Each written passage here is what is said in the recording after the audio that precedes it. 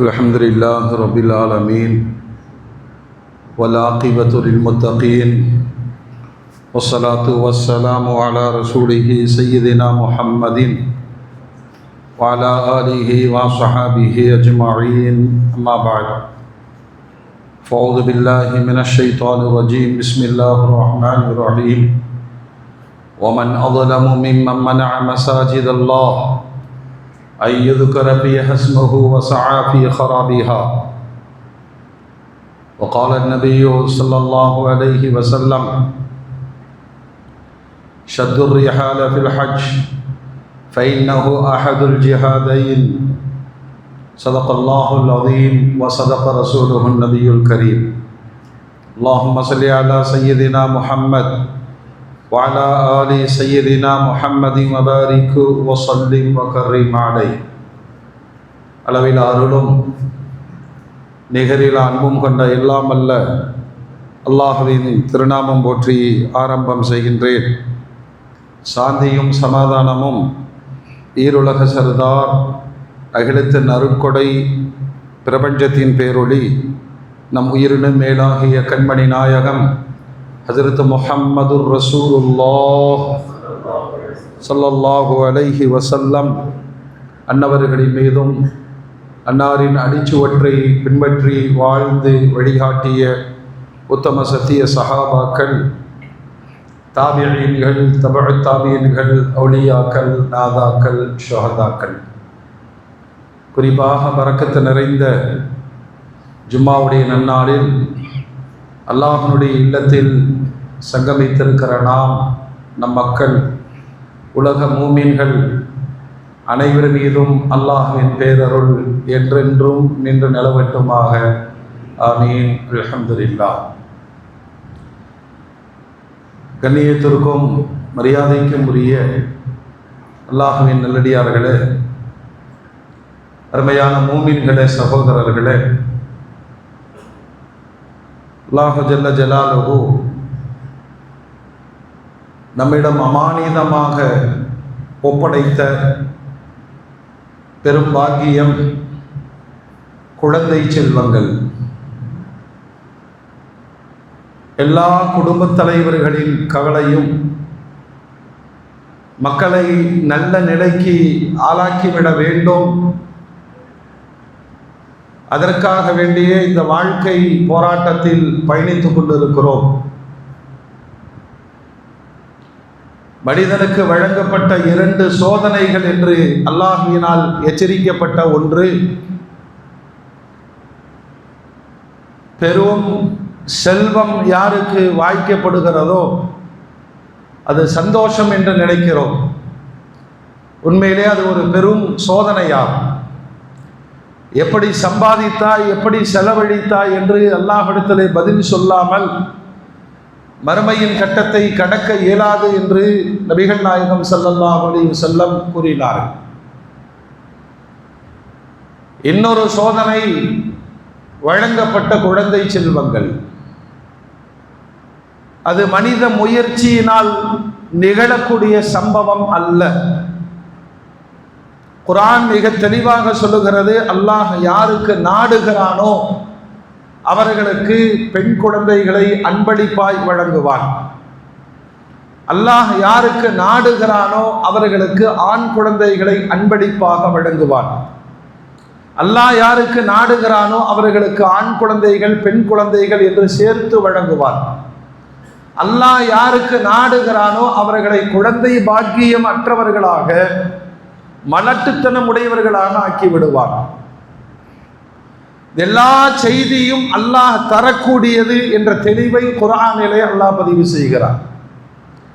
இன்னொரு வசனத்தில் அல்லாஹ் சொல்லுவான், உங்களுடைய மனைவி மக்களை நரக நெருப்பிலிருந்து காப்பாற்றிக் கொள்ளுங்கள். ஒரு சோதனையான காலகட்டத்தில்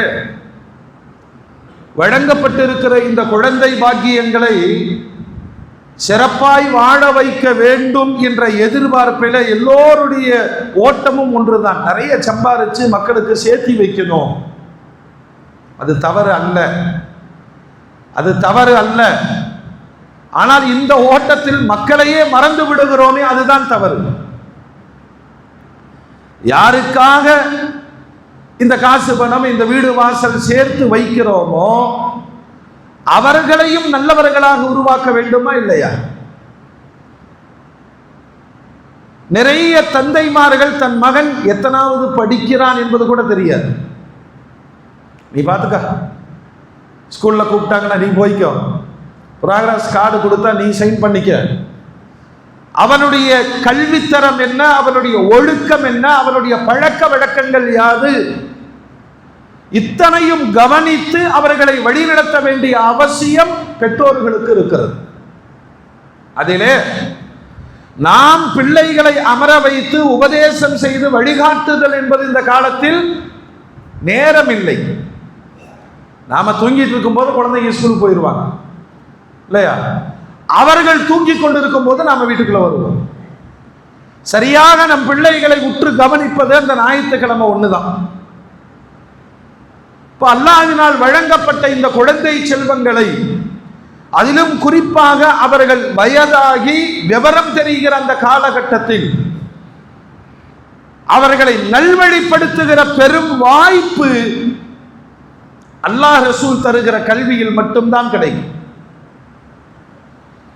குர்ஆனை கையில் தந்து, பெருமானாருடைய பொன்மடிகளை கையில் தந்து, அதை வாசிக்கிற குழந்தைகளாக, நடைமுறைப்படுத்துகிற குழந்தைகளாக வாய்ப்பை உருவாக்கினால் மட்டுமே எனக்கு துஆ செய்கிற பிள்ளை கிடைப்பான். அவ்வளவுதான். சொத்துக்களுக்கு வாரிசுகள் நிறைய இருக்கிறார்கள். இன்னும் பல இடங்களில் இப்படி நடந்து விடுகிறது. பிள்ளைகளுக்கு வேணும், பிள்ளைகளுக்கு வேணும் என்று ஓடி ஆடி சம்பாதிக்கிற அந்த பெற்றோர்கள் பிள்ளைகளை கவனிக்காததின் விளைவு, என் பிள்ளை எனக்கு துஆ செய்வான், ஜனாசா தொழுகை நடத்துவான் அப்படின்னு எதிர்பார்க்கிற நிறைய தகப்பன்மார்களுக்கு தாம் பிள்ளைக்கு அவர் ஜனாசா தொழுகை நடத்த வேண்டிய நிர்பந்தம் காலம் தந்து விடுகிறது. ரொம்ப சின்ன குழந்தைகளை வச்சுதான் கார்ப்பரேட் நிறுவனங்கள் இன்றைக்கு விளையாடி கொண்டு இருக்கிறது.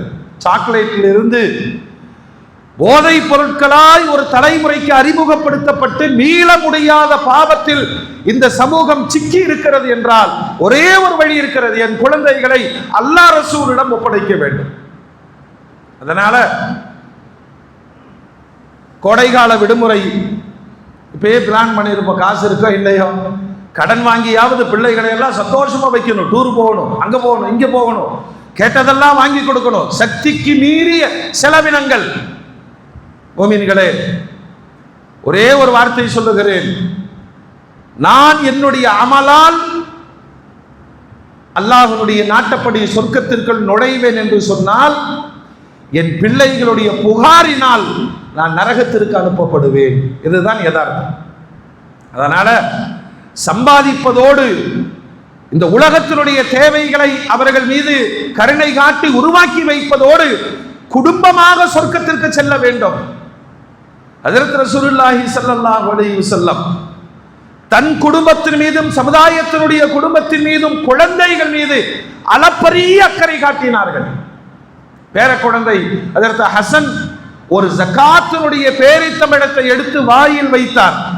அல்லாஹ்வுடைய ரசூல் சொன்னாங்க, துப்பு துப்பு, இது சதகாவுடைய பேரித்தமிழம். அப்படின்னா ஏழைகளுக்கு போக வேண்டியது, நீ சாப்பிடக்கூடாது. சின்ன குழந்தைக்கு புரியுமா என்பது அடுத்து, இதெல்லாம் புரியுமாங்கிறது வேற. அந்த குழந்தை பிராயத்திலேயே, தமிழ்ல சொல்லுவாங்களே இல்லையா, பசுமரத்தில் அடித்த, ஆமா நீ ஹராம சாப்பிடக்கூடாது, ஹராம சாப்பிடக்கூடாது, ஹராம சாப்பிடக்கூடாது, அடுத்தவங்க பொருளை சாப்பிடக்கூடாது என்று சொல்லி வளர்ப்பதினால் வாழ்க்கை முழுவதும் ஹஜ்ரத் ஹசன் ஹுசைன் ஹராமை சாப்பிட்டதில்லை என்று வரலாறு சொல்லுகிறது. ஏன்னா நம்ம வாழ்க்கையே மொத்தமும் குழந்தைகளுக்கு தான். இந்த குழந்தைகளே மறுமை நாளில் எதிரிகளாக திரும்பி விட்டால் அவங்க ரொம்ப சாதாரணமா சொல்லிடுவாங்க, யா அல்லாஹ், என் தாயும் தந்தையும் உணவு தந்தார்கள், வசதி தந்தார்கள், ஆசைகளை நிறைவேற்றினார்கள், உன்னை தொழும்படி சொல்லவில்லை, உன் கலாம் ஷரீப் குர்ஆனை தரவில்லை, உனது நபியின் மீது முஹப்பத்தை காட்டவில்லை. அவர் தொழுதார். நிறைய அத்தாமர் அப்படித்தான் இருக்கிறோம். நான் ஃபஜ்ர் தொழுது நான் தப்பிச்சுக்குவேன். என் பிள்ளைகள் இது குறித்து மிகுந்த கவலை கொள்ள வேண்டிய ஒரு காலகட்டம்.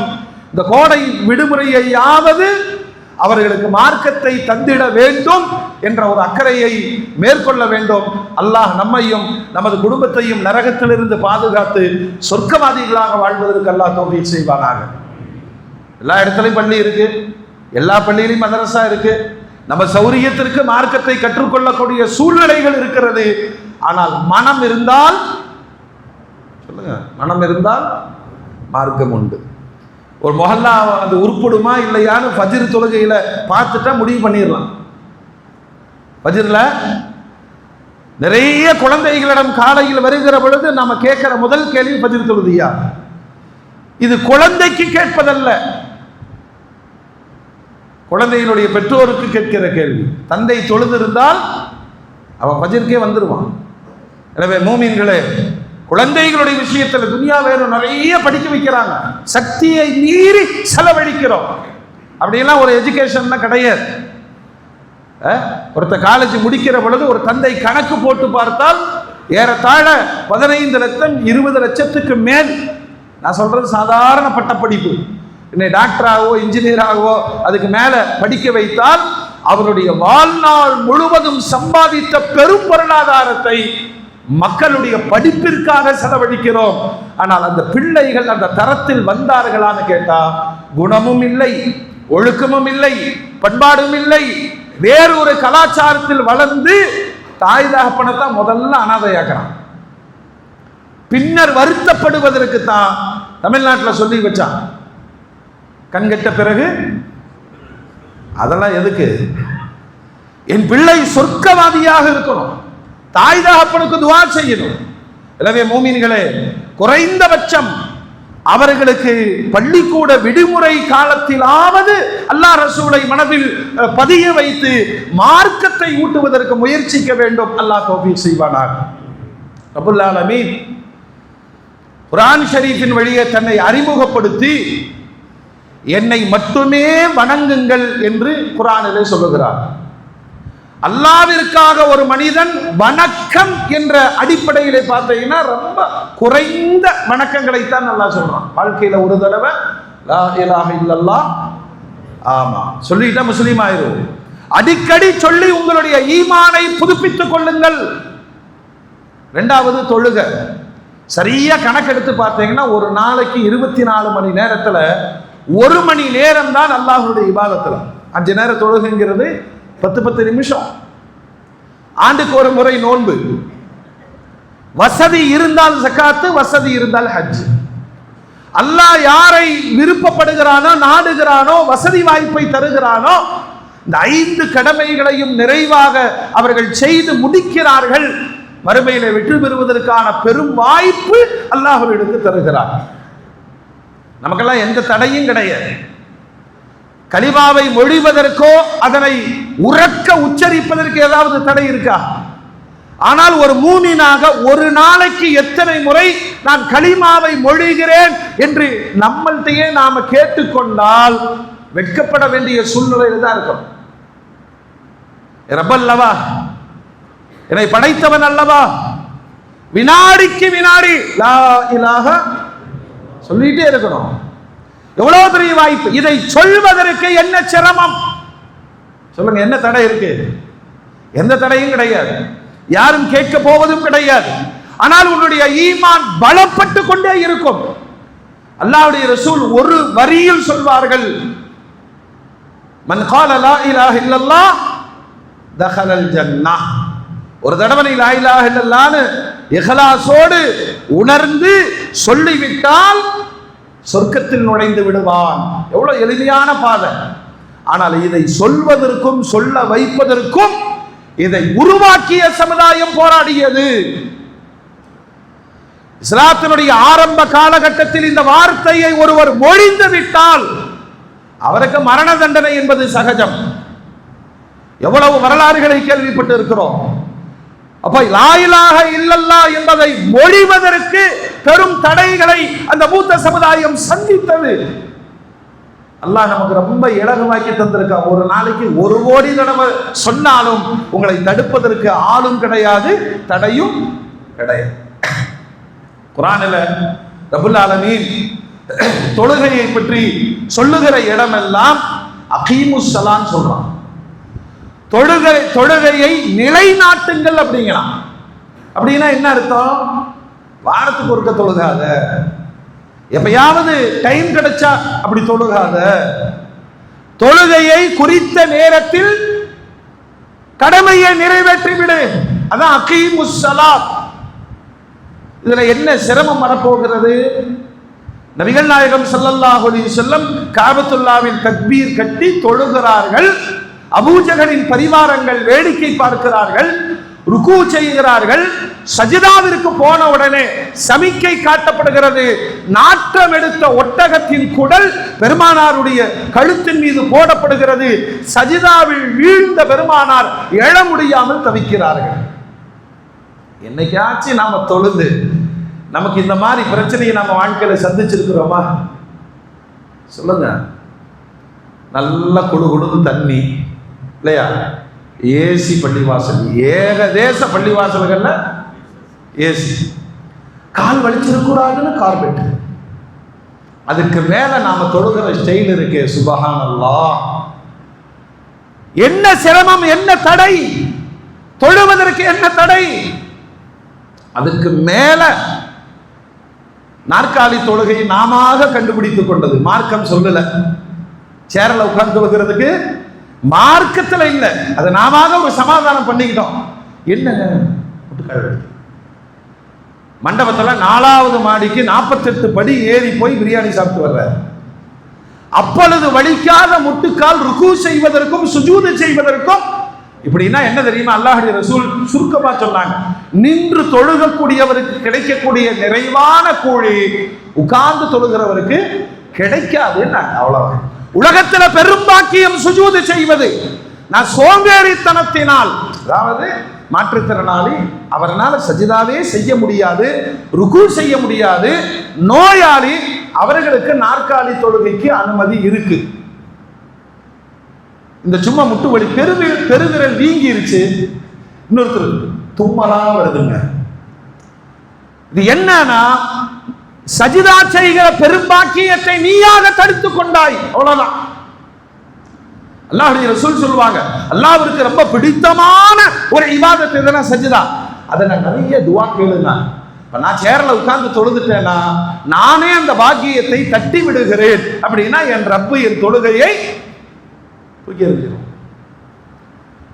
நோன்பு, எவ்வளவு காரணங்கள் சொல்லி இந்த நோன்பை தவிர்க்கிறோம்.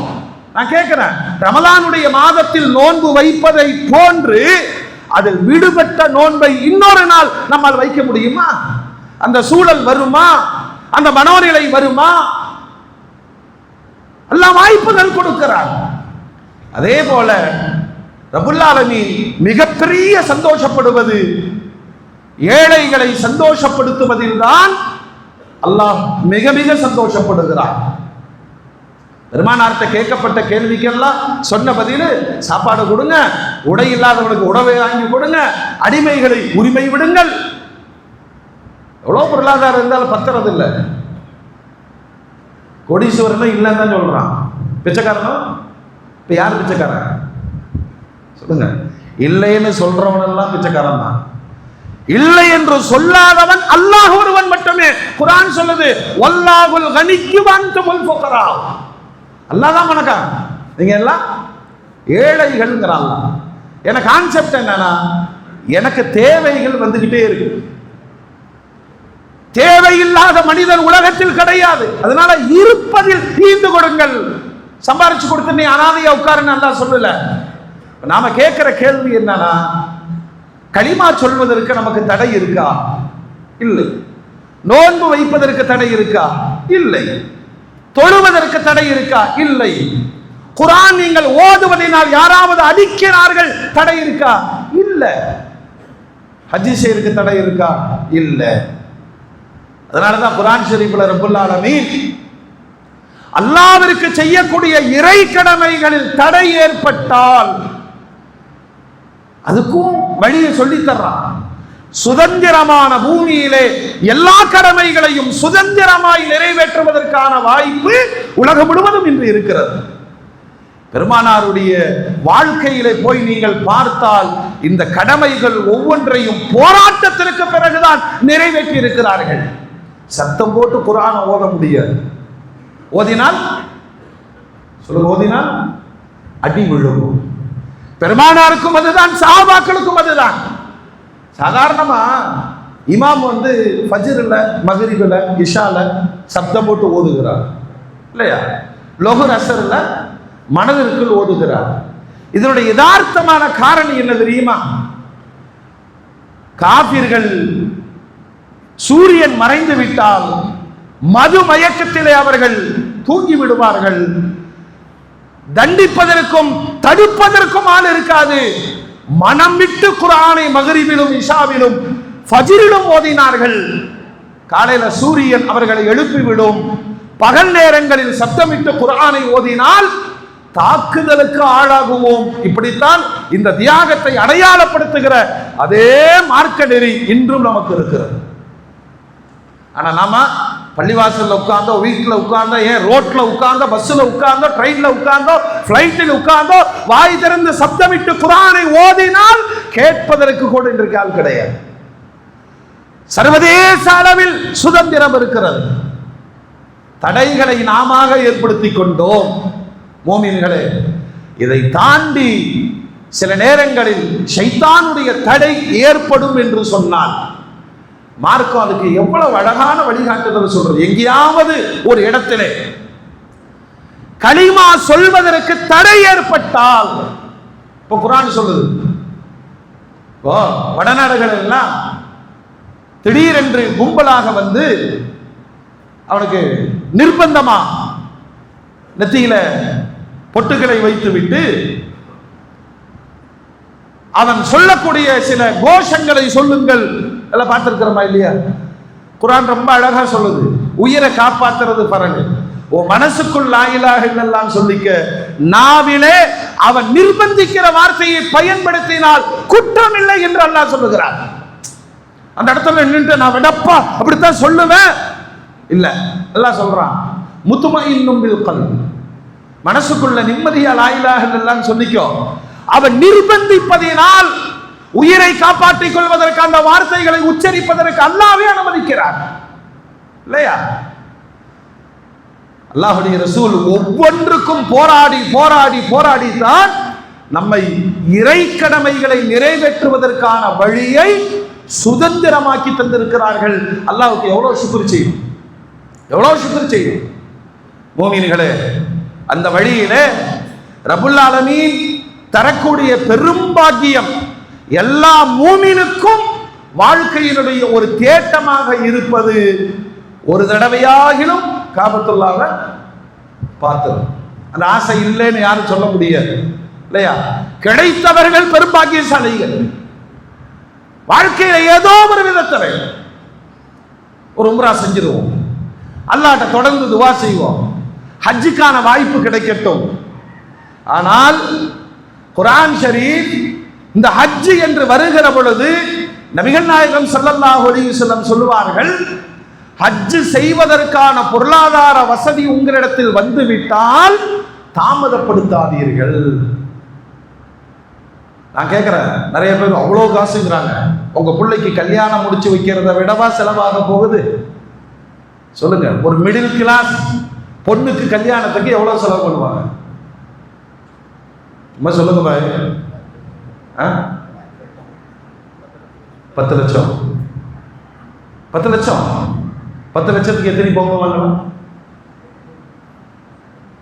சொல்லுங்க, இன்னைக்கு ரேட்ல சொல்லுங்க. ஒரு 10 பவுனு, ஒரு 1000 பேத்துக்கு சாப்பாடு, பத்திரிக்கை செலவுன்னு எடுத்தா ஒரு மிடில் கிளாஸ் 10 இருந்து 20 லட்சத்துக்குள்ள செலவு பண்றார். எத்தனை ஹஜ் பண்ணலாம் சொல்லுங்க? காசு இல்லைங்கிறாரு. இவர் அல்லாஹ்வை ஏமாற்றுவதில்லை, தன்னைத்தானே ஏமாற்றிக் கொள்கிறார், அவ்வளவுதான். ஒரு மிடில் கிளாஸ் ஒரு 2 சென்ட்ல வீடு கட்டி முடிக்கணும்னா எவ்வளவு வேணும் சொல்லுங்க? 50 லட்சம் ரூபாய் வேணும். இவர் அல்லாஹ்ட்ட பெரிய பணக்காரர் சொல்றார், ஹஜ்ஜுக்கு போறதுக்கு வசதி இல்லை, துவா செய்யுங்க. அல்லாஹ்வுடைய ரசூல் சொல்லுகிறார்கள், ஹஜ்ஜை நிறைவேற்றுவதற்கான பொருளாதாரம் திரண்டு விட்டால் தாமதிக்காமல் ஹஜ் செய்து விடுங்கள். ஒன்று, ஆரோக்கிய குறைவு ஏற்படலாம். இதுதான் இன்னைக்கு உலகம் ரொம்ப கவனிக்கணும். நல்ல தொழுகிறதுக்கான வாய்ப்பு கிடைத்தது, அவர் தொழுகல, உடல் ஆரோக்கியம் குன்றியது, தொழுக ஆசைப்படுகிறார், முடியல. கரெக்டா? ஹஜ்ஜுக்கான வாய்ப்பும் பொருளாதாரமும் திரண்டது, அவரே நம்பிக்கிறார், இவ்வளவு காசு இருக்குல்ல, இன்னும் சம்பாதிப்போம், நல்ல சௌரியமாகும், நல்ல ஹைஃபையா போலாம். உடல் ஆரோக்கியம் குன்றிவிட்டது.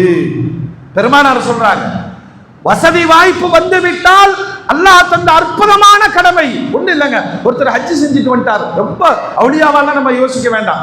ஒரு சாமானிய மனுஷனா அவர் உட்கார்ந்து நினைக்கிறார், அல்லாஹ் எனக்கு கலிமா சொல்ற பாக்கியத்தை கொடுத்த, தொழுகிற பாக்கியத்தையும் கொடுத்த, நோன்பு வைக்கிற பாக்கியத்தையும் கொடுத்த, சதகா செய்கிற வாய்ப்பையும் கொடுத்த, ஹஜ்ஜையும் கொடுத்த, நீ சொன்ன 5 கடமைகளையும் நிறைவேற்றி விட்டேன், அல்லாஹ் எனக்கு கலிமாவோடு மௌத்தை கொடு அப்படின்னு கேட்கும் போது ஒரு தன்னிறைவு வருமா இல்லையா? ஒரு பெரிய பணக்காரர் திடீர் சக்கராத்தில் வருகிற பொழுது யோசிப்பார், இவ்வளவு வாய்ப்பு இருந்தும் நான் ஹஜ் செய்யாமல் போய்விட்டேனே. அல்லாஹ்வுடைய ரசூல் சொல்றாங்க, வசதி வந்துச்சுன்னா தள்ளி போடாம ஹஜ் செஞ்சிருங்க. நோய் ஏற்படலாம், மரணம் வரலாம், வேறு தேவைகள் வந்து மாட்டிக்கொள்ளலாம். கொரோனா காலத்தில் ஹஜ்ஜுக்கு போக முடிஞ்சா சொல்லுங்க? எல்லாம் இருந்தது, பயணம் செய்ய முடியாது. கோடிக்கணக்கான மூமின்கள் ஆசைப்படுவது இதுதான். ஏன்னா காபத்துல்லா என்பது நம்முடைய ஈமானோடும் நம்முடைய உடலோடும் நம்முடைய உயிரோடும் கலந்தது.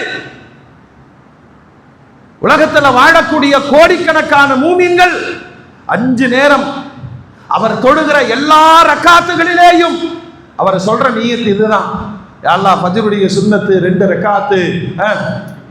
சத்தமா சொல்லுங்க, சத்தமா சொல்லுங்க. கிபிலானா என்ன? காபாவை முன்னோக்கி தொழுகிறேன். ஒரு சின்ன ஏக்கம் வருகிறது, யா அல்லாஹ் காபாவை முன்னோக்கியே தொழுது கொண்டிருக்கிறேன், ஒரு நாள் காபாவை பார்த்து தொழுகிற வாய்ப்பை கொடு, நீ கேளு, ரப்பு தருவான். கடமை பணக்காரங்களுக்கு தாங்க, நிறைய ஏழைகளுக்கு ஜாக்பாட் அடிக்கும். எப்படி தெரியுமா? நாங்க 15 பேர் போறோம், நீங்க உங்க கூட வர்றீங்களா? எதுக்குங்க? நீங்க தான் நல்லா சமைப்பீங்களே. செஞ்சிருவானுங்க. அவருக்கு தகுதி என்ன? சமைப்பார். கேவலம் ஒன்றும் இல்லையே. ஒரு குக்கு, ஒரு சமையல்காரர் அல்லாஹ் நாடுகிறான், அவர் சமையல்காரர் என்ற பெயரில் ஹாஜியாக மாறி விடுகிறார். அல்லாஹ் தருகிற பெரும்பாக்கியமா இல்லையா? அதனால வாழ்க்கையில அல்லாஹ்விடத்தில் துஆ செய்து கொண்டே இருக்க வேண்டும். நாம் வாழ்ற காலத்தில் எல்லாமே சவால், எல்லாமே சவால். அதில் நாம் செய்கிற பாவம் தான் பெரும்பாவம். ஆட்டை கடிச்சு மாட்டை கடிச்சு மனுஷனை கடிச்ச மாதிரி எங்கெங்கோ ஊழல் செய்து கொண்டிருந்த சமூகம் அல்லாஹ்வுடைய இபாதத்துகளிலேயும் போலித்தனம் செய்ய ஆரம்பித்தது. நல்லா ரெடியாகி சென்னை ஏர்போர்ட், கொச்சின் ஏர்போர்ட்ல போய் நிற்பாங்க உம்ரா பயணத்திற்கு. திடீர்னு தகவல் சொல்லுவாங்க, உங்களுக்கு எல்லாம் விசா வரல, திரும்பி போங்க. அதுல படுத்த படுக்கையானவர்கள் உண்டு. எல்லாம் மன்னிப்பானா? ஹஜ் உம்ராங்கிற பெயரில் ஏமாற்றக்கூடியவர்களை அல்லாஹ் மன்னிப்பானா? ஒருத்தர் சொல்றாருங்க, நானே தப்பான ஆளு, ஒரு உம்ராக்கு போயிட்டா அல்லாஹ் என்ன மன்னிச்சிருவான்னு நான் போனேன். அங்க கூட்டிட்டு போறவனெல்லாம் பாவியா இருக்கிறான், அங்க சுத்துறவனெல்லாம் பாவியா இருக்கிறான். இது நாம் எடுத்து வைக்கிற வழியினுடைய பாதிப்பில் இன்னொன்று என்ன தெரியுமா? ரொம்ப சிம்பிளுங்க. பணம் கொடுத்தா பாஸ்போர்ட் விசா அடிச்சு நான் போயிருவேன். அதையும் தாண்டி குர்ஆன் சொல்லுது, நீங்கள் ஹஜ்ஜோ உம்ராவோ பரிபூர்ணமாக செய்யுங்கள், அல்லாஹ்வுக்காக செய்யுங்கள்.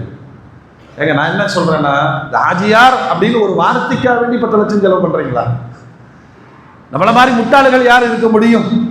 இதுல லேட்டஸ்டா எங்களுக்கே தெரியாத ஒன்று சொல்றாங்க, உம்ரா ஹஜ்ஜியார்.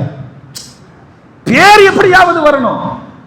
ஹஜ்ஜி செஞ்சா உம்ரா செஞ்சா ஒண்ணு இல்ல, இவங்களாம் வச்சுக்கிட்டாங்க உம்ரா ஹஜ்ஜியார். இந்த பேர் இதில் என்ன கிடைக்கும் சொல்லுங்க? இந்த பேருக்காக லட்சங்களை செலவழிக்கிற அந்த அந்த சந்தோஷம். ஐயா அவர் பேரை சொல்ல கூப்பிடுறாரு, கதறபா இங்க வாங்கன்னு கூப்பிட்டா என்ன பேர் சொல்லி கூப்பிடுறீங்க? அஜியா சொல்லுங்க. என்னங்க காலேஜில் படிச்சு வாங்கின பட்டமா? எவ்வளவு கோமாளித்தனம்! ரப்புல் ஆலமீன் எல்லா இபாதத்துகளை சொல்லுவதை போல ஹஜ்ஜையும் உம்ராவையும் அல்லாஹ்விற்காக நிறைவேற்றுங்கள். முதல்ல அது இருந்தா நமக்கு சோதனை வராது. தொழுகை யாருக்குங்க? தொழுகை யாருக்கு? தக்பீர் கட்டும் போதே சொல்றோம், உஸல்லி லில்லாஹி தஆலா. யாருக்காக தொழுகிறார்? அல்லாஹ்வுக்காக தொழுகிறார். விளம்பரத்துக்கு தொழுகிறாத, விளம்பரத்துக்கு தர்மம் பண்ணாத, விளம்பரத்துக்கு நோன்பு வைக்காத, விளம்பரத்துக்கு ஜகாத்து கொடுக்காத.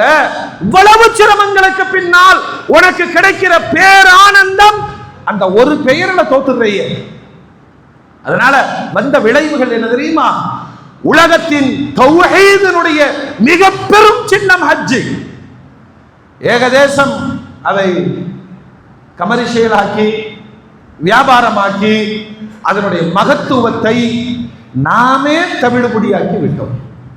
அதுல வந்த சோதனைகள் என்ன தெரியுமா? இந்தியா கவர்மெண்ட் அது காசு, சவுதி அரசாங்கம் அவன் முன்னெல்லாம் ஹஜ்ஜுக்கு போனா விமான நிலையத்திலிருந்து எழுதி வைத்திருப்பார்கள், துயூஃபுர் ரஹ்மான், அல்லாஹ்வின் விருந்தாளிகளே வருக, அத்தனையும் இலவசம். ஆனா இப்போ அத்தனையும் காசு. அங்க இலவசம் எதுவுமே கிடையாது. கொண்டு வருகிற குடிக்கிற ஜம்சம் நீர் கூட 5 லிட்டரு 5000 ரூபாய்க்கு விற்கிறான். எல்லாம் காசு. வேற அல்லாஹ் சும்மா விடுவானா? இதுல பெரிய வரம்பு மீறுதல் என்ன தெரியுமா? அரசாங்கம் ஒரு கட்டுப்பாடு வைக்கிறது. கூட்டம் ஜாஸ்தியா இருக்கிறதுனால யார் இஹ்ராமோடு வருகிறார்களோ அவர்களுக்கு முன்னுரிமை. எங்க? காபத்துல்லாஹ்ல தவாப் செய்யறது. குறிப்பா இந்தியாவிலிருந்து தமிழ்நாட்டிலிருந்து போகக்கூடிய ஆஜிகள் அவங்க என்ன செய்யறாங்கன்னா, அவன் அப்படித்தான் சொல்லுவான் அப்படின்ட்டு உம்ரா செய்யாமல் போலி இஹ்ராமில் தவாப் செய்கிறார்கள். நல்லா கவனிக்கணும். அங்கு வந்தவன் பாவங்கள் மன்னிக்கப்படும், அன்று பிறந்த பாலகனாக மாற்றுவேன் அல்லாஹ் வாக்குறுதி தருகிறான். இங்க செஞ்ச திருட்டுத்தனத்தை சொல்லுங்க, என்ன தகிரியம் சொல்லுங்க. இஹ்ராம் என்ற கஃபன் ஆடையிலே நீ யாரை ஏமாத்த போற? அரசாங்கத்தையா? காபாவின் வளாகத்தில் கையேந்து கேட்டு விட்டால் மறுக்க மாட்டேன் என்று அல்லாஹ் சொல்லுகிறானே, நீ அல்லாஹ்வை ஏமாத்த பார்க்கிற. நம்ம செய்யற இபாதத்துகள்ல இருக்கிற பாவ பின்னணிகள், அல்லாஹ் அக்பர். அடுத்த தலைமுறை அதை பார்த்து தானே பழகுது. ஆஜியாரே வட்டிக்கு வாங்குறாரப்பா, அப்போ வட்டி ஜாயிஸ். ஆஜியாரே குடிக்கிறாரப்பா, அப்போ குடிக்கிறது பிரச்சனை இல்லை. ரோல் மாடல் நாம் தானே.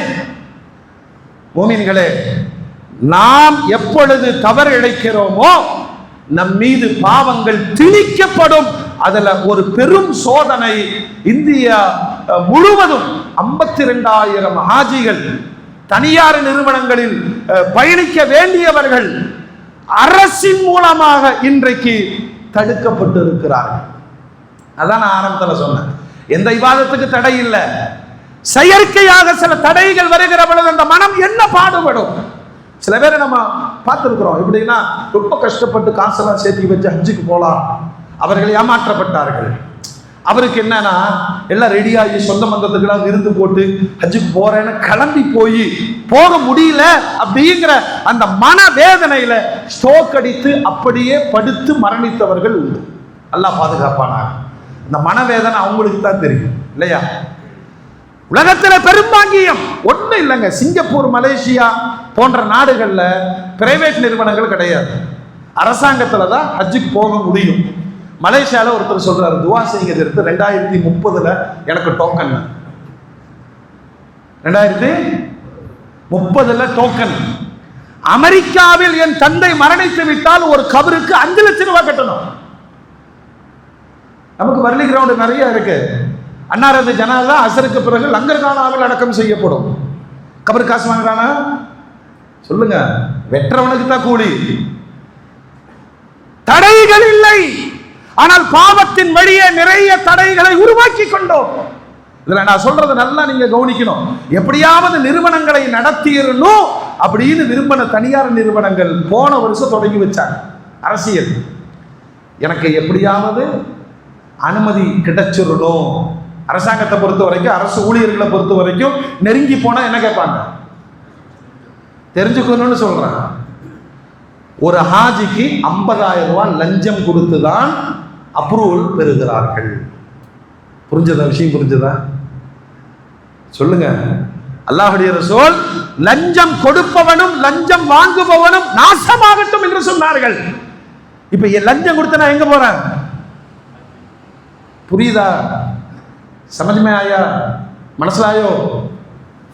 சொல்லுங்க பாய். தெரிஞ்சே சோத்திர விஷத்தை வச்சோன்னு அர்த்தம். இந்த ராணின்னு ஒரு பொம்பளை இருந்தால, என்ன ராணி? இராணி. போன முறை அமைச்சராக இருந்தாங்க, ஸ்மிருதி இரானி. ஒரு ஹாஜிக்கு 50,000 ரூபாய் லஞ்சம் பிரைவேட்ல. ஸ்டார்டிங்கே தான். இதெல்லாம் யார் தலையில கட்டுவாங்க? எவ்வளவு பெரிய பாவம் தொடங்கியதா? இப்பொழுது இருக்கக்கூடிய தடைகளை, சிறுபான்மை சமூகத்தை முடக்கக்கூடிய பாசிச பயங்கரவாத பாஜக அரசு எல்லாத்திலையும் கை வைக்குது. வக்ஃபு சட்டத்தை குறித்து நாம் கொந்தளித்தோம். ஒரு சமாதானம் மாறி நீதிமன்றம் சொல்லி இருக்கு. ஆனா எல்லாருமே கூட்டு களவாணிகள்ங்கிறத நமக்கு நல்லா தெரிஞ்சுக்கணும். எல்லாமே பாபரி மஸ்ஜித் எவ்வளவு அற்புதமாக தீர்ப்பு செய்தார்கள். அது மாதிரி தான் நடக்கும். கொந்தளிப்பை தவிர்ப்பதற்காக ஒரு தற்காலிக சமாதானம். இந்த பிரைவேட்ல பயணிக்கக்கூடிய 52,000 ஆஜிகள் பணம் கட்டி விட்டார்கள், தயாராகி விட்டார்கள். ஆனால் சவுதிக்கு பணம் அனுப்பல. ஏன் அனுப்பல? கடந்த ஆண்டு வரையிலும் இந்த பிரைவேட் நிறுவனங்கள் நேரா சவுதி கவர்மெண்ட்டுக்கு அனுப்பிச்சிடும். என்ன போட்டான் தெரியுமா? நீ எங்கள்கிட்ட கட்டுனா, இந்திய கவர்மெண்ட்டை கட்டு. இந்திய கவர்மெண்ட் எப்படி முக்கியத்துவம் கொடுக்கும்? இஸ்லாத்திற்கும் இஸ்லாமியர்களுக்கும் புனித கடமைக்கும். இதே மோடி கேட்டார், வசதி இருந்தா தானே உனக்கு ஹஜ் கடமை, நான் ஏன் மானியம் கொடுக்கணும்னு கேட்டான். கேட்டானா இல்லையா? ஹஜ்ஜினுடைய மானியம் முகலாயர்கள் காலத்திலிருந்து நடைமுறைப்படுத்தப்பட்டது. அது ஒரு நாட்டினுடைய பிரஜைகளுக்கு அரசு செய்யக்கூடிய சலுகை. அது வேற விஷயம். தடுத்தார்களா இல்லையா? இப்ப அப்பட்டமாக சொல்லலாம், நேரத்துக்கு அனுப்ப வேண்டிய பணத்தை, ஹாஜிகளுடைய பணத்தை அனுப்பாமல் தாமதப்படுத்தியதினால் 1.25 லட்சம் பேர் கவர்மெண்ட்ல போறாங்க. அவங்களுக்கு எல்லாம் ஓகேவாயிருச்சு. ஆனால் தனியார் நிறுவனங்கள்ல ட்ரிபிள் மடங்கு. அதுல 384 வருதுன்னு சொன்னா 8-12 கட்டி போகக்கூடிய அந்த ஆஜிகள் முழுமையாக தடுக்கப்பட்டிருக்காங்க. இப்பவும் பேரம் பேசப்படுது. ஒரு 20%, ஒரு 40%. இங்கேயும் பாருங்க, அந்த 20 பேர் யாரு? இவர் போய் சொல்றாரு, ஐயா 2 லட்சம் சேர்த்து தரேன், கூட்டிட்டு போயிரு. அல்லாவை மறந்து பணத்தின் மீது மட்டும் நம்பிக்கை கொண்டிருக்கிற சில மனிதர்களால் ஏற்படுகிற பாதிப்புகள். இதனுடைய சட்டம் என்ன தெரியுமா? குர்ஆன் சொல்லுது, நபிகள் நாயகம் ஸல்லல்லாஹு அலைஹி வஸல்லம் தன்னுடைய சொந்த மண்ணான மக்காவிலிருந்து ஹிஜ்ரத் செய்து மதீனாவிற்கு போய் 6 ஆண்டுகள் காபாவை பார்க்க வேண்டும் என்ற ஏக்கம் வந்தது. கனவு கண்டார்கள். 1400 பேர் அழைத்துக் கொண்டு ஹிஜ்ரி 6ஆம் ஆண்டு பெருமானார் உம்ரா செய்ய வந்தார்கள். மக்காவினுடைய புறநகர் பகுதிகளை தடுத்து நிறுத்தப்பட்டார்கள். நீங்க உம்ரா செய்யக்கூடாது. நான் என்ன கேட்கிறேன், அந்த தடை நமக்கு இருக்கா? போங்கன்னு சொல்றாங்க, அவங்க வாங்கன்னு சொல்றாங்க. வழிமுறைகள் மாறிவிட்டதே. குர்ஆன் அல்லாஹ் கேட்கிறான், வமன் அஸலமு மிம்மன் மனஅ மஸாஜிதல்லாஹ், அல்லாஹ்வுடைய பள்ளிக்கு வரக்கூடாது என்று தடுக்கக்கூடியவனை விட அநியாயக்காரன் யார் இருக்க முடியும்? தடுத்து நிறுத்தப்பட்டார்கள். பெருமானார் இஹ்ராமோடு வந்திருக்கிறாங்க. அங்கும் இங்குமாக பேச்சுவார்த்தை நடக்கிறது. உஸ்மான் நாயகத்தை பஞ்சாயத்திற்கு அனுப்புகிறார்கள். ஹுதைபியா உடன்படிக்கை நடக்கிறது. இந்த வருஷம் நீங்க உள்ள மக்காக்குள்ள காபாக்குள்ள வரக்கூடாது, திரும்பி போங்க. வாத்திமுல் ஹஜ்ஜ வல் உம்ரத லில்லாஹ், எல்லா விஷயத்திற்கும் தீர்வு சொன்ன ரப்பல் ஆலமீன், நிறைவாக ஹஜ் உம்ராவை செய்யுங்கள். ஃபைன் உஹ்சிருத்தும் ஃபமஸ்தைஸர மினல் ஹதி, நீங்க தடுக்கப்பட்டுட்டீங்க, ஹஜ் உம்ராவுக்கு போக முடியாம இஹ்ராமோடு தடுக்கப்பட்டு விட்டால், எங்கே தடுக்கப்பட்டீர்களோ அங்கேயே இஹ்ராம கலஞ்சிட்டு ஒரு குர்பானி கொடுத்துட்டு போயிரு. பெருமானார் சொல்வாங்க, யாருக்கு அல்லாஹ் பாக்கியம் தருகிறானோ அவர் ஹஜ் செய்வார், உம்ரா செய்வார், நிறைவான கூலிகளோடு நாடு திரும்புவார். அல்லாஹ்வுடைய கையில தான் இருக்கு. அல்லாஹ் யாருக்கு நாடுகிறானோ அவர் ஹஜ் உம்ரா செய்ய முடியாமல் மரணித்து விட்டால் அதுவும் லாஸ் கிடையாது. அதகலஹுல் ஜன்னா, சொர்க்கத்தில் அல்லாஹ் அவரை நுழைய வைப்பான். நீங்க ஹஜ்ஜுக்கு உம்ராவுக்கு புறப்பட்டு அங்க போக முடியாம தடை ஏற்படுத்தப்பட்டால், மனசு முடியாம நீங்க இருக்கிற இடத்திலே திரும்பி விடுங்கள். இந்த போராட்டத்தை பெருமானார் சந்திக்கிறார்கள், வரக்கூடாதுங்கிறாங்க. 1400 சஹாபா. பெருமானாருடைய உடன்படிக்கை பிடிக்கவே இல்லை. மனைவி முஸ்லிமா சொன்னாங்க, யா ரசூலுல்லாஹ், இப்ப நமக்குள்ளேயே பெரிய வேதனை உருவாக்கி விட்டார்களே, அதனால நீங்க மொட்டை அடிச்சுங்க. உம்ரா செய்யல, ஆனா மொட்டை அடிச்சுங்க, இஹ்ராம கலையுங்க. அல்லாஹ் அப்படித்தானே சொல்லி இருக்கிறான், நீங்கள் செய்யுங்கள் யா ரசூலுல்லாஹ்.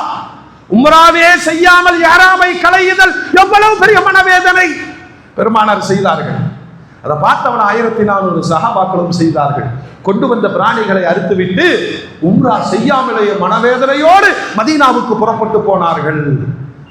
அடுத்த வருஷம் 7ஆம் ஆண்டு ஹிஜ்ரி பெருமானாருக்கு அனுமதி வழங்கப்பட்டது. அந்த உம்ராவை கதா செய்தார்கள். பொறுமைக்கு கூடி பாருங்க. அதுக்கு அடுத்த வருஷம் ஹிஜ்ரி 8 10,000 பேரோடு பெருமானார் மக்காவையே கைப்பற்றினார்கள். அதுக்கு அடுத்த வருஷம் 9 அபூபக்கர் நாயகத்தினுடைய தலைமையிலே இஸ்லாமிய ஹஜ் நிறைவேற்றப்பட்டது. அதற்கடுத்து 10ஆம் ஆண்டு பெருமானாரை ஹஜ் செய்து உலக மக்களுக்கு சொன்னார்கள், நான் எப்படி ஹஜ் செய்கிறேனோ அப்படி செய்யுங்கள், வசதி வாய்ப்பு இருந்தால் தள்ளி போடாதீர்கள். மூமின்களே, நாடு கொந்தளிப்பில் இருக்கிறது இல்லையா? நாடாளுமன்றத்தில் நடந்த பேச்சுக்களும் தீர்மானங்களும் பாசிச பயங்கரவாதம் என்ன சொல்லுது தெரியுமா? ஒருத்தர் சொல்றான், நீங்க ஷாஹின் பாக் போல இந்த வக்ஃபுக்காக போராட்டங்களை அமைத்துக் கொள்வீர்கள் என்று சொன்னால் இந்திய வரலாற்றில் ஜாலியன் வாலாபாக் படுகொலை நடந்ததை போன்றதை சந்திக்க நேரிடுங்கிறாங்க. எந்த நாட்டில் நம்ம வாழ்றோம்? தொடர்ந்து இங்கு பாசிசத்தினுடைய, ஏன்னா அது உச்சத்துக்கு வந்துருச்சுங்க. செப்டம்பர் 25 RSS தொடங்கி 100வது ஆண்டு. அவங்களுடைய அஜெண்டா என்ன? 100வது ஆண்டில் இந்த நாடு இந்து ராஷ்டிரியமாக மாறி இருக்க வேண்டும். அஜெண்டாவின் உச்சத்தில் அவர்கள் இருக்கிறார்கள். எதையும் செய்ய தயங்க மாட்டார்கள். போராடித்தான் ஆகும். நான் நினைச்சா ஹஜ்ஜுக்கு போயிருவேன், நான் காசு கொடுத்து என்ன வேணாலும் பண்ணிடுவேன். எவ்வளவு தடைகள், தடைகளை அல்லாஹ் தான் நீக்க வேண்டும். நீங்க இந்த பழைய பஞ்சதந்திர கதைகளில் ஒரு செய்தியை சொல்லுவாங்க, எதிராளிகளை எப்படி சந்திப்பது, ஒரு எதிரியை எப்படி மடக்குவது. 1வது சொல்லுவான் சமாதானத்துல சமாதானமா பேசி அவர்களை மடிய வைப்பது. 2வது ஒண்ணு செய்வான், தானம், ஏதாவது கொடுத்து அவங்கள சமாளிக்கிறது. இதெல்லாமே அப்படித்தானே, இலவசங்கள் அத்துணையும் தானம். 3வது வேதம், உங்களை அடக்கிறேன் பாரு. பெரும்பான்மை சமூக மக்களை கிளப்பி விட்டு சிறுபான்மை மக்களின் மீது அநியாயங்களை கட்டவிழ்த்து விடுவது கடவுளின் பெயரால், வழிபாடுகளின் பெயரால். இந்தியா தான் இந்த சாம தான பேத தண்டம், கடைசியில தண்டிக்கிறதுன்னு சொன்னா கலவரங்களை ஏற்படுத்துவது. இன்னைக்கு ரொம்ப ரிப்போர்ட் எல்லாம் வந்திருக்கு. கோத்ரா ரயிலை எரித்தது யார்? குஜராத் கலவரத்தை நடத்தியது யார்? எல்லாமே தகவல் வருகிறது. ஆனாலும் கைகள் கட்டப்பட்ட, வாய்கள் ஒட்டப்பட்ட அடிமைகளை போல சிறுபான்மை சமூகம் நடத்தப்படுகிறது என்று சொன்னால் ஒரு வினாடி நாம யோசிக்கிறோம், இந்த பாவங்களுக்கு முன்னோடி நாம தான். எப்ப ஹஜ்ஜை விளையாட்டாக வணிகமாக மாற்றினோமோ அதனுடைய பாதிப்புகள் நம்மையே தாக்குகிறது. எப்பெல்லாம் ஒண்ணு இல்லைங்க, சரியா சொன்னா வக்ஃபு சொத்துக்களை முதல்ல திருடினது நாம தான். முதல்ல திருடி சிவன் சொத்து கொள்ளநாசம்ங்கிறதெல்லாம் அவங்களுக்கு தான். நம்மால தைரியமா திருடலாம். பள்ளிவாசல் வீட்டிலே வாடகை இல்லாமல் குடியிருந்தார்கள். பள்ளிவாசல் பொருட்களை திருடி தின்றார்கள். கொஞ்சம் கூட கூச்சம் இல்லாமல், பயம் இல்லாமல் பள்ளிவாசல் சொத்துக்களை விற்றார்கள். இதெல்லாம் வெளிநாட்டுல வெளியூர்ல போய் சொல்றதல்ல, நாம கண்ணுக்கு முன்னாடி பார்த்த வரலாறுகள். அழகா பள்ளிவாசல் சொத்தை 4 பேர் சேர்ந்து வித்துட்டு போயிட்டாங்க. அல்லாஹ் அக்பர். குலநாசம் அல்ல, சமூக நாசம். அவன் அதைத்தான் பாயிண்டா நாடாளுமன்றத்தில் வச்சான். வக்ஃபு சொத்துக்களை சில முஸ்லிம்களும் சில முத்தவல்லிகளும் சில நிர்வாகிகளும் அவங்க திருடுறாங்க. அதற்கான முறைப்படுத்துதல் இல்லை. இதை பார், நான் சட்டத்தை போட்டு முறைப்படுத்துகிறேன் என்ற ஒரு நியாய பிம்பத்தை உருவாக்கிய பாசிசம் நம்மளைத்தான் காரணம் காமிச்சிச்சு. ஒவ்வொன்றிலேயும் நாம் சறுக்கும் பொழுதெல்லாம் எதிரிகள் அதை காரணம் காட்டி நம்மை நிரந்தரமாக தடுப்பார்கள். வக்ஃப் ஒரு உதாரணம், ஹஜ் ஒரு உதாரணம். சில பணக்காரங்க ஆடுற ஆட்டம் கொஞ்சம் நஞ்சமெல்லாம் இல்லை, கொஞ்சம் நஞ்சமெல்லாம் இல்லை. பணத்தை வீசி எறிஞ்சு நான் ஹஜ்ஜுக்கு போயிடுவேன், வெறும் பெயரும் புகழும். அந்த அடாவடித்தனத்தினால் மிடில் கிளாஸ் மக்கள் பாதிக்கப்பட்டார். திருமணம் மாதிரி தான், கல்யாணம் மாதிரி தான். இன்னைக்கு ஒரு ஏழை ஒரு 5 பவுன் போட்டு ஒரு 50 பேருக்கு சாப்பாடு போட்டு பள்ளிவாசலை வச்சு நிக்கா நடத்த முடியுமா அப்படின்னா அவனை முடியாது என்கிற நிலைமைக்கு பணக்காரர்கள் கொண்டு போய் சொகுசை காட்டி தள்ளி விட்டார்கள். அவங்க எல்லாம் செய்யறாங்க, நீ ஏண்டா உனக்கு கடனாவது வாங்கி செய், வட்டிக்காவது வாங்கி செய். இந்த ஏழைகளின் பாவம் சும்மா விடுமா? இஸ்லாம் எல்லாத்திலும் லிமிட் சொல்லுது, எல்லாத்திலும் லிமிட் சொல்லுது, எல்லாவற்றிலும் அளவு சொல்லுகிறது, முறைப்படுத்துகிறது. எனவே மூமின்களே, நாம ரொம்ப பயப்படணும். அல்லாஹ் நமக்கு கடமையாக்கி இருக்கிற கடமைகளை முழு சுதந்திரத்தோடு செய்து கொண்டிருக்கிறோம். அல்லாஹ்க்கு எவ்வளவு சுக்ரியா சொல்லணும். பாலஸ்தீனில் இந்த வினாடியில் ஜும்மா அவர்கள் பயத்தோடு நிறைவேற்றிக் கொண்டிருப்பார்கள். எப்ப குண்டு விழுகும் இல்லையா? நமக்கு எந்த சொகுசா ஜும்மா தொடரும், அதுல கூட கவலை. இவர் ரொம்ப லேட்டா முடிக்கிறாரு, போ கபருக்கு போ, போ கபருக்கு போ. யோசிக்கணுமா இல்லையா? இபாதத்துகளுக்கு முழு சுதந்திரத்தோடு வாழுகிறோம். ஆனால் நம்முடைய பாவத்தின் விளைவு இனிமேல் பள்ளிவாசல்களுக்கு வக்ஃப்ல அவங்க தீர்மானிக்கிற இந்த 22 பேர் அதர்ஸ் நான் முஸ்லிம்ஸும் வந்துட்டாங்க அப்படின்னா 8 மணிக்கு பள்ளிவாசல் கூட்டணும்னு சட்டம் கொண்டு வந்துட்டானா 8:20 ஜமாத் ஒன்னால நடத்த முடியாது. என்ன செய்வ சொல்லு, என்ன செய்வ சொல்லு? 6 மணிக்கு முன்னாடி வழிபாட்டு தலங்கள் திறக்க கூடாதுன்னு சட்டம் கொண்டு வந்தா என்ன செய்வ? கன்வெர்ட் ஆகி 5 வருஷம் 4 வருஷம் தான் ஆச்சு. அவர் பள்ளிவாசலுக்கு டொனேஷன் கொடுத்தால் வாங்க கூடாது. எவ்வளவு பாதிப்புகள்! 115 அடித்தல் திருத்தலோடு ஷரீஅத் சொன்ன வக்ஃபுடைய சட்டங்கள் அனைத்தையும் மாற்றி விட்டார்கள். நீதிமன்றம் ஒரே ஒரு கேள்வி கேட்டிருக்கு, இந்து அறநிலை துறையில ஒரு முஸ்லீம் இருக்க முடியுமா? அப்புறம் ஏன் வக்ஃப் போர்டுல நான் முஸ்லிம்ஸை கொண்டு வருகிறீர்கள்? அவ்வளவுதான். இதை பார்த்து நம்ம சந்தோஷப்பட்டுட்டோம். இந்த சட்டங்கள் கடுமையாக்கப்பட்டு நடைமுறைப்படுத்தப்பட்ட மாநிலங்கள் முழுவதும் வரும் என்று சொன்னால் அதனுடைய பாதிப்புகள் பயங்கரமாக இருக்கும். இஸ்லாமிய ஷரியத் ஒன்று சொல்லுது, நானு எனக்கு ஒரு சாட்சியை கொண்டு வரணும்னு சொன்னா சாட்சியினுடைய தகுதி முஸ்லிமாக இருக்க வேண்டும். எனக்கு யார் தான் சாட்சி சொல்ல முடியும்? சொல்லுங்க. என் நிக்காஹுக்கு சாட்சி வேணும், யாரை தான் போட முடியும்? சொல்லுங்க பாய். முஸ்லிம் தான். நான் வசியத்து செய்யறேன், மரண சாசனம் செய்யறேன், சாட்சி இருக்காரு ஒருத்தர், யாரு? காஃபிருடைய சாட்சி ஏற்றுக்கொள்ளப்படாதுங்கிறது மார்க்கம்.